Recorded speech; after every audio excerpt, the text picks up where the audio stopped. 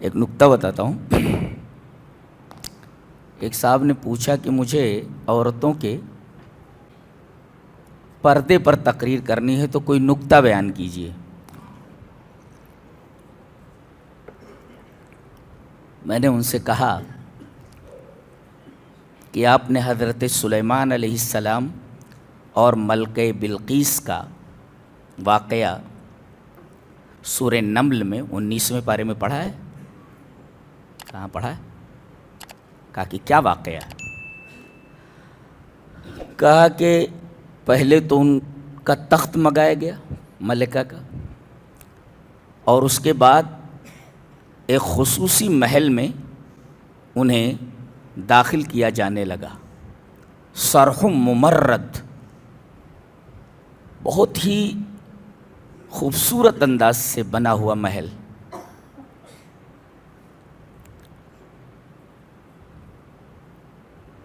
ملکہ جب محل میں داخل ہونے لگی، اللہ نے فرمایا کہ فَكَشَفَتْ عَنْ سَاقَيْهَا، فرش اتنا چکنا تھا کہ شہزادی کو لگا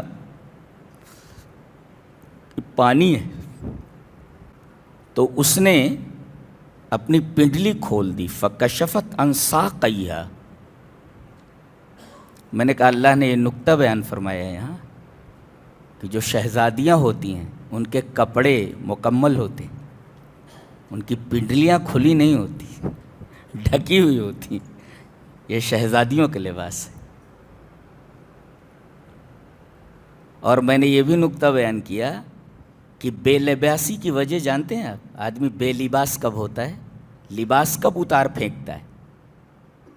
جب نظروں کا دھوکہ ہو۔ اس لیے کہ ملکہ بلقیس نے جب یہ دیکھا فَلَمَّا رَأَتْهُ حَسِبَتْهُ لُجَّةً وَكَشَفَتْ عَنْ سَاقَيْهَا، اس نے چکنے فرش کو پانی کی لہر سمجھا۔ ظاہر ہے کہ وہاں پانی تو ہے نہیں، نظروں کا دھوکہ تھا، اور اس نظروں کے دھوکے کی وجہ سے اس نے اپنی پنڈلی کھول دی۔ تو ایک نکتہ تو یہ ملا کہ شہزادیاں پورا لباس پہنتی ہیں، ان کی پنڈلیاں نہیں دکھتی ہیں۔ یہی وجہ ہے کہ نماز میں اگر عورت کی پنڈلی کھلی ہوئی ہو نماز نہیں ہوتی اس کی، جی نماز نہیں ہوتی۔ بال کھلے ہوئے ہوں نماز نہیں ہوتی، پنڈلی کھلی ہوئی نماز نہیں ہوتی۔ تو شہزادیوں کا جو لباس ہوتا ہے وہ پورا لباس ہوتا ہے، پنڈلیاں ڈھکی ہوتی۔ کسی شاعر نے بڑا اچھا کہا ہے کہ کمی لباس کی تن پر عجیب لگتی ہے، کمی لباس کی تن پر عجیب لگتی ہے، امیر باپ کی بیٹی غریب لگتی ہے۔ یعنی باپ اسے کم لباس میں دیکھ کر کے بھی بے شرمی سے دیکھتا رہتا ہے، اسے شرم نہیں آتی۔ تو شہزادیوں کا جو لباس ہوتا ہے وہ پورا لباس ہوتا ہے، اور عورت بے لباسی میں اس وقت مبتلا ہوتی ہے جب وہ نظروں کے دھوکے میں پھنس جائے۔ آج یورپ نے جو گندگی اور جو بے لباسی مسلم معاشرے میں پھیلائی ہے، اور مسلم معاشرے نے بلا سوچے سمجھے اس کو ایکسیپٹ کر لیا ہے، در حقیقت یہ دھوکہ ہی تو ہے۔ دھوکہ کیسے ہوتا ہے؟ ہم جب سڑک پر کار سے جا رہے ہوتے ہیں تو دور ایسا لگتا ہے جیسے سڑک کے اوپر پانی بہہ رہا ہو۔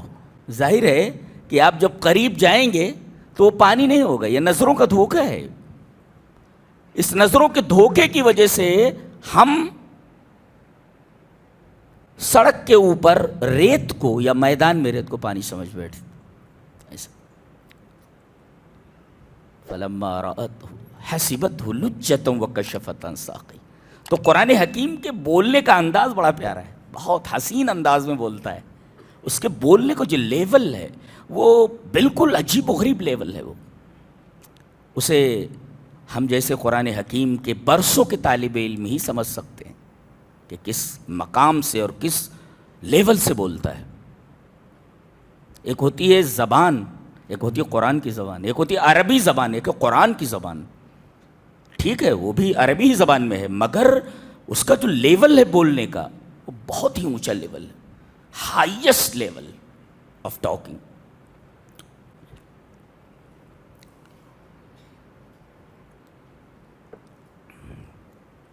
تو جیسے اصل کامیابی بتائی گئی کہ جہنم سے بچا لیا جائے اور جنت میں داخل کر دیا جائے، اور جس میں وہ پھنسا ہوا ہے وہ دھوکے کا سامان ہے. وہ میں نے کہا دھوکا کیسے ہوتا ہے؟ آدمی کچھ کا کچھ سمجھ لیتا ہے، ہوتا کچھ ہے سمجھ کچھ لیتا ہے.